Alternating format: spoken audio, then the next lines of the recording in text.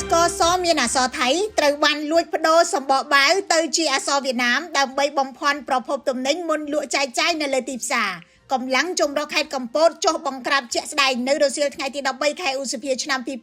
2026នៅភូមិកំពង់ថ្នោតឃុំកូនស័ព្ទស្រុកទឹកឈូខេត្តកំពតប្រតិបត្តិការនេះមានការចូលរួមពីរដ្ឋបាលខេត្តកំពតនគរបាលអាវុធហត្ថគយនាយកដ្ឋានការពារអ្នកប្រើប្រាស់កិច្ចការប្រកួតប្រជែងនិងបង្ក្រាបការក្លែងបន្លំឬក៏បបរនៃមន្ទីរពាណិជ្ជកម្មខេត្តនិងតំណាងអัยការអមសាលាដំបងខេត្តកំពតកម្លាំងចម្រុះបានរកឃើញភស្តុតាងបញ្ជាក់ថាទីតាំងសិប្បកម្មនេះបានលួចបន្លំផ្លាស់ប្ដូរសម្បកបាវស្ករសដែលមានអក្សរថៃទៅច្រកក្នុងបាវថ្មីដែលមានអក្សរវៀតណាមដើម្បីបំផ្លែងប្រភពទំនិញនិងបំភាន់ភ្នែកសមត្ថកិច្ចនិងអ្នកប្រើប្រាស់ប៉ុន្តែមិនទាន់មានព័ត៌មានពីបរិមាណស្ករដែលត្រូវបានក្លែងប្រភពនិងចំនួនដែលបានបញ្ចេញទៅទីផ្សារនិងចាប់ពីពេលណានៅឡើយទេលោកម៉ៅធនិនអភិបាលខេត្តកំពតបានដាក់វិធានការមើងម៉ាត់ដោយបញ្ជាឲ្យម្ចាស់សិប្បកម្មទូទាត់ប្រាក់ឈ្នួលឲ្យកម្មករគ្រប់ចំនួននិងអនុញ្ញាតឲ្យពួកគេត្រឡប់ទៅផ្ទះវិញសមត្ថកិច្ចក៏បានកោះហៅអ្នកទិញស្ករសនៅទីតាំងខាងលើនិងអ្នកពាក់ព័ន្ធផ្សេងទៀតមកធ្វើកំណត់ហេតុបំភ្លឺ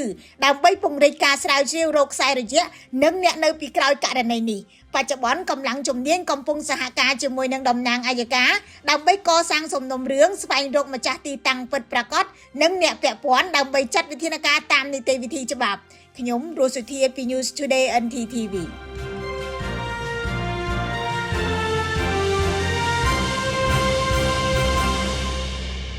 One refreshing destination.